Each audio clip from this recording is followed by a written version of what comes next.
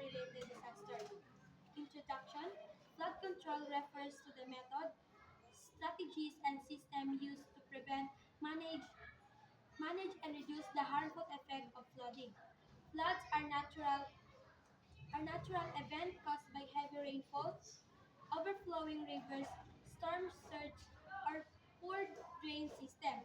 However, however, through through effective flood control measures, communities can lessen damage to lives, properties, and the environment. Understanding flood control is essential, especially in flood-prone areas, to promote safety and sustainable development.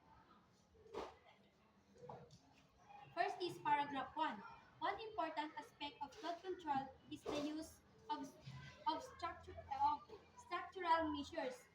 These include dams, dikes, dips, flood walls, and drain systems designed to regulate water flow and prevent overflow. Dams store excess rainwater and release it gradually, reducing the risk of sudden flooding. Proper drain system allow rainwater to flow efficiently away from street and residential areas, preventing water accumulation during heavy rains. Paragraph 2.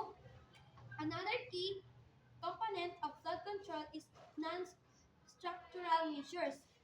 This focus on planning, policies, and community preparedness rather than physical structure. Example include land use planning, zoning regulation, early warning system, and public education. By avoiding construction in flood-prone areas and informing people about the flood risk and emergencies responses, communities can significantly reduce the impact of floods. Third is paragraph 3. Environmental management also play a vital role in flooding control. Natural features such as forests, wetland, and mangroves help absorb excess water and slow down water flow. Reforestation, riverbank protection, and proper waste management prevent soil erosion and keep waterways clear. These natural solutions support long-term flood control while preserving ecosystem. In conclusion, flood control is a combination of engineering solutions, government policies, environmental protection, and community participation. While floods cannot be completely avoided, effective flood control measures can greatly reduce their destructive effect. By